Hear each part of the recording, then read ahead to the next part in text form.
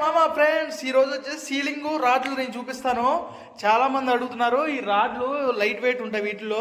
ఇది 5.5 5.8 అనేది రాడ్ అనమాట. ఇది వీటిని మళ్ళీ దగ్గర కూడా వేసుకోవాలన్నమాట. నేను ఏ విధంగా వేయాలని చూపిస్తాను. ఇవి దగ్గర 3 ఫీట్లకి ఒకటి వేసుకోవాలి. లెంత్ వచ్చేసి వెడల్పు వచ్చేసి 2 ఫీట్లకి వేసుకోవాలి. అది వెడల్పు లెంత్ను బట్టి వేయాలన్నమాట. ఇగో ఈ విధంగా వేసారు 3 ఫీట్లకి. హెవీ రాడ్లు అనమాట.